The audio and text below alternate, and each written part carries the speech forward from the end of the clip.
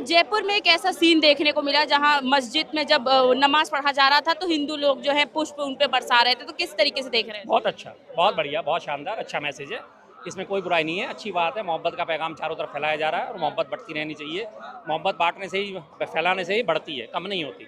नफरत फैलाने से और ज़्यादा बढ़ती है तो घटती है। वो लोग जिसे कहते हैं ना, मोहब्बत जितनी बांटोगी उतनी बढ़ेगी। तो उन्होंने अच्छा काम करा, जिन्होंने भी ये काम करा बहुत बढ़िया काम करा, अच्छी बात है। और ऐसा ही देश में माहौल होना चाहिए, एक दूसरे की कदर करनी चाहिए, एक दूसरे के त्योहारों की कदर करनी चाहिए, एक दूसरे के त्योहारों में शामिल होना चाहिए, तभी हमारा देश तरक्की कर सकता है।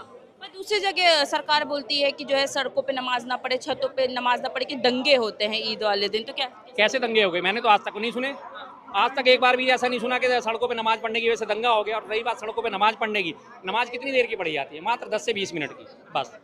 इससे ऊपर की नमाज नहीं होती, 20 मिनट से ज़्यादा का नहीं होता। लोग आते हैं, जाते हैं, तो रुके, इकट्ठे हुए, उधर से अजान हुई, उन्होंने नमाज पढ़वानी शुरू करी, 15-20 मिनट में नमाज खत्म हुई। सारा टोटल टाइमिंग अगर आप फिर भी मिलाएंगे तो मैक्सिमम पौने घंटे का होता है। पौने घंटे में अगर सड़क थोड़ी सी रुक भी गई, थोड़ा सा जाम लग भी गया, तो आसमान ऊपर से नीचे आ जाएगा, क्या हो जाएगा? कुछ नहीं होने वाला। पौने घंटे तो वैसे ही लोग जाम में फंसे रहते हैं 5-5 किलोमीटर जाने के लिए। यही हमारा लाल किला, यहाँ से आप चलना शुरू करिए पीछे से जीपीओ से, और दिल्ली गेट अगर आपको जाना हो, पौना घंटा इसी काम में लग जाएगा। क्योंकि यहाँ पे अवैध रिक्शा वाले खड़े होते हैं, अवैध ऑटो वाले खड़े होते हैं, अवैध फटफट सेवा वाले खड़े होते हैं। वो सारे रोज ही जाम लगाए खड़े होते हैं, जिसकी वजह से आपको जाम का सामना करना पड़ता है। तब आप नहीं बोलते। अब दूसरी बात आती है कि 20 मिनट की उससे आपको सड़क ब्लॉकेज से आपको दिक्कत होगी। आने वाले सावन में 15 दिन कंटिन्यू 200 किलोमीटर का पूरा रोड ब्लॉक हो जाएगा। पहले एक तरफ का रोड ब्लॉक करा जाएगा, फिर उसके बाद आने वाले 6-7 दिन जब बचेंगे शिवरात्रि के, दोनों रोड ब्लॉक कर दिए जाएंगे। और आने वाले बचे हुए 3 या 4 दिन में बिल्कुल आपको पैर रखने की जगह नहीं मिलेगी, कहीं भी जाने की आपको जगह नहीं मिलेगी। दिल्ली से हरिद्वार पूरा 200 किलोमीटर है, पूरा रोड आपको ब्लॉक मिलेगा, पूरा रूट आपको ब्लॉक मिलेगा, आप जा ही नहीं सकते वहाँ पे। तब दिक्कत नहीं होती किसी को। अभी रामनवमी आ रही है, रामनवमी पे फिर जुलूस निकलेंगे, जगह जगह शोभा यात्राएं निकलेंगी, तब रोड जाम नहीं होंगे। हर जगह होते हैं, हर चीज़ में होते हैं। तो सहिष्णु बनना चाहिए, देखना चाहिए कि दूसरे के धर्म का भी आदर करो। अगर आप 4 बार ये काम करते हो तो कोई एक बार कर रहा है तो उसे भी करने दो, कोई दिक्कत नहीं। या तो आप भी मत करो और उसके बाद उसे बोलो। अगर आप खुद करते हो तो फिर आपके पास हक नहीं है किसी दूसरे को बोलने का। अच्छा, योगी जी का ऐसा बयान आता है कि मुसलमानों के बीच में हिंदू सुरक्षित नहीं है, लेकिन फिर इस तरीके से सीन देखने को मिलता है कि ईद किस तरीके से साथ मनाई जा रही है दोनों मिलकर। देखिए जी, मैं जहाँ तक आज तक मैं समझ रहा हूँ इन चीज़ों में, आजकल बीजेपी ने मैं आपस में ही बड़ी अंदर खाने में सिर्फ फुटबॉल हुई पड़ी है। मोदी जी कुछ कहते हैं, उनके मंत्री जी कुछ कहते हैं। मोदी जी का इससे पहले एक बयान आया था, ईद में मैं मुसलमानों के घरों के बीच में रहता था, ईद में हमारे घर चूल्हा नहीं जलता था, सारे मुसलमान घरों से हमारे लिए खाना आ जाता था, सेवइयाँ आ जाती थी, हम घर पे खाना नहीं बनाते थे। यानी वो सुरक्षित थे ना, तभी उनके घर पे खाना आता था ना, तभी वो ईद मनाते थे ना, तभी वो सेवइयाँ खाते थे ना। और आज योगी जी ये बात बोल रहे हैं, तो वही मुझे लग रहा है कहीं ना कहीं आपस में अंदर खाने में बीजेपी में फुटबॉल हो चुकी है, बीजेपी में फटाव पड़ता नजर आ रहा है, या लोगों ने टारगेट करना शुरू कर दिया मोदी जी को। मोदी जी की बात कोई सुनने को राजी नहीं आज की डेट में। मोदी जी कुछ बोल के जाते हैं, इनके सबऑर्डिनेट कुछ और बोल देते हैं। मोदी जी ने सौगाते मोदी पेश करी ईद के ऊपर, वो कह रहे हैं कि तुम नमाज भी नहीं पढ़ोगे। तो फिर मोदी जी की बात को डिनाई कर रहे हैं ना। एक तरफ तो मोदी जी की बात को सर्वोपरि रखा जाता है, मोदी जी विश्व गुरु हैं, पूरा विश्व मोदी जी की बात को सुनता है, पूरा विश्व मोदी जी की बात को समझता है, उनकी बात मानता है। और उनके सबऑर्डिनेट जो हैं, उनके 3-3, 4-4 मुख्यमंत्री जो हैं, वही उनकी बातों को नहीं मान रहे, उनके मंत्री हैं वही उनकी बातों को नहीं मान रहे। तो कहीं ना कहीं से लगातार मोदी जी को डिफेम करने की अब कोशिशें शुरू हो गई हैं। मोदी जी का ऑरा खत्म हो चुका है, लगातार उन्हें नीचा दिखाया जा रहा है। अब दोनों बातों में से मैं बार बार पूछना चाहता हूँ, बीजेपी के तमाम लोग आएंगे अभी कमेंट्स करने जब वीडियो वायरल होगी, तो मैं उनसे सीधे सीधे सवाल पूछता हूँ, भाई मोदी जी ने जो सौगातें दी थी, मोदी बाटी, और योगी जी इस तरह की बातें कर रहे हैं, तो भाई आप सही किसे ठहराओगे? योगी जी ने कहा कि सुरक्षित नहीं है, और मोदी जी कहते हैं मैं सुरक्षित था और मेरे घर में अड़ोस पड़ोस में जितने भी मुसलमान थे उनके घरों से मेरे घर में खाना आता था, यानी सुरक्षित थे ना। अब दोनों में से कौन सी बात सही है वो जरा बता दें मुझे। लेकिन मोदी जी और योगी जी दोनों ही ये बात बोलते हैं कि हम फर्क नहीं करते, क्योंकि जितनी योजनाएं आती हैं वो सभी के लिए होती हैं, हम ऐसा फर्क तो नहीं करते कि मुसलमानों को नहीं ठीक है जी, योजनाएं आती है, योजनाओं में आप फर्क कर ही नहीं सकते। प्रॉब्लम आपकी सबसे बड़ी है, यहाँ एक संवैधानिक ढांचा जो है वो आड़े आ जाता है। लेकिन योजनाएं देने के बाद मैं आपको सीधी सी बात कहता हूँ, आपको मैं अगर आप तो महिला हैं, किसी पुरुष व्यक्ति को मैं अगर, ठीक है भैया तेरे को 2000 रुपये दे रहा हूँ, लेकिन तेरी दाढ़ी और टोपी नोचने का अधिकार दे दे मुझे, क्या ये पॉसिबल है? नहीं है ना। उनको आप सौगात दे रहे हो, उनको आप मुझे, ठीक है, योजनाओं का लाभ दे रहे हो, लेकिन साथ साथ उनकी मॉब लिंचिंग भी कर रहे हो, साथ साथ उनसे धार्मिक अधिकार भी छीन रहे हो, उन्हें नमाज पढ़ने से भी रोक रहे हो, उन्हें लगातार भयभीत कर रहे हो, लगातार उनके ऊपर मुकदमे लादे जा रहे हैं, लगातार उन्हें जेल में ठूसा जा रहा है। अभी आपको याद है 1 महीने पहले ये भी नागपुर में दंगा हुआ था, RSS वालों ने, VHP वाले शामिल थे उसमें जो 8 लोग जो थे RSS और इसके VHP के और बजरंग दल के थे, कोर्ट में अंदर घुसे हैं। जब उन्हें गिरफ्तार करा गया, कोर्ट में अंदर घुसते ही उन्हें 3-3 हज़ार रुपये के नीचे मुचलके पे फौरन जमानत दे दी। कोर्ट की बात बता रहा हूँ। और 14 जो है मुस्लिम पकड़े गए थे, 14 मुस्लिमों को उठा के सबने 14 दिन के लिए जुडिशल कस्टडी में भेज दिया। सेम उसमें एक्यूज हैं, सेम वही कि दंगा फैलाना, उपद्रव मचाना, सेम धाराएं सबके ऊपर लगी हुई हैं। आठों को फौरन जमानत मिल गई 3-3 हज़ार रुपए के मुचलके पे, 3,000 भरो और जाओ, तुम रिलीज हो गए। और 14 के 14 लोगों को वो जाओ तुम तो 14 दिन की जुडिशियल कस्टडी में जाओ। क्या ये भेदभाव नहीं है? क्या ये भेदभाव नहीं? अब एक ही ईद आती है साल में, एक आती है, या होली भी एक आती है, दिवाली भी एक आती है, सारे त्यौहार साल में एक आते हैं, साल में दो कोई नहीं आते। तो जो भी आता है एक ही बार आता है ना। तो फिर अभी आपने ईद से पहले लगातार घोषणाएं करनी शुरू कर दी थी, अगर आपने सड़क पर नमाज पढ़ी तो आपका पासपोर्ट रद्द कर दिया जाएगा, आपका डीएल रद्द कर दिया जाएगा, आपके ऊपर मुकदमा लादा जाएगा और आप छतों पे भी नमाज नहीं पढ़ सकते। अपने ही घर की छत पे बंदा नमाज नहीं पढ़ सकता, कितनी बढ़िया बात होगी। आप उनके घर में घुस के उन्हें डिक्टेटरशिप दिखा रहे हो कि नहीं आप यहाँ भी नमाज नहीं पढ़ोगे, फिर कहते हो कि जी हम सबका साथ सबका विकास करते हैं, हम सारी योजनाओं का लाभ आपको देते हैं। तो ऐसी योजना तो मैं भी 50 दे सकता हूँ जी। आप रोज मुझे अधिकार दोगे इस बात का? नहीं दोगे ना।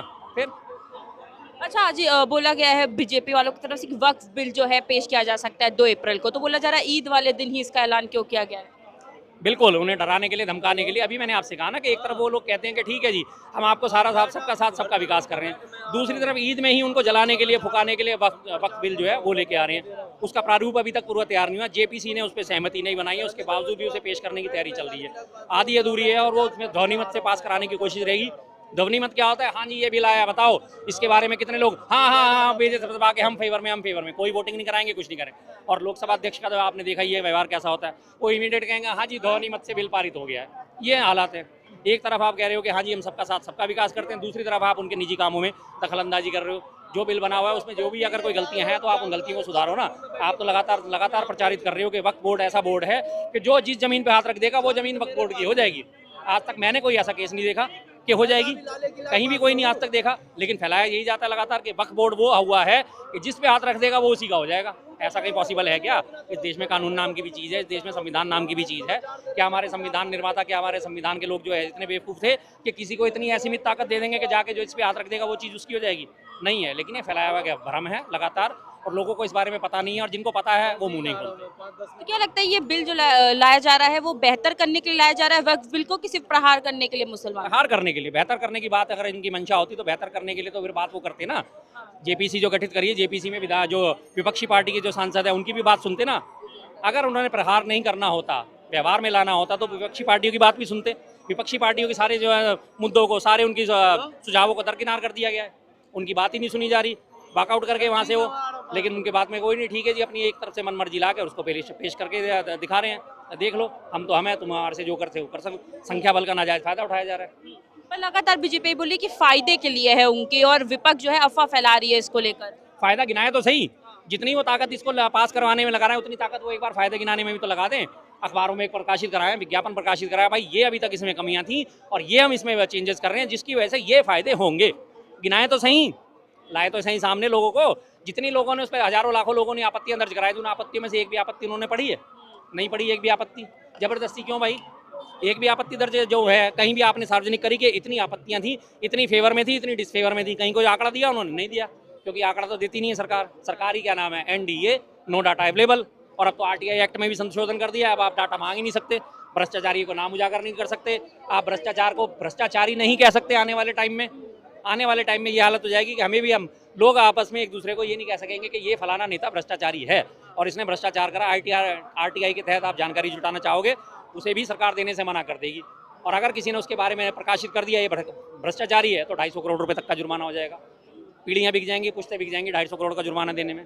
फिर आज अखिलेश यादव भी ईदगाह के लिए गए तो उनको वहाँ रोक दिया गया पुलिस कर्मियों की तरफ से, तो क्या कहना है? कहाँ पे गए थे?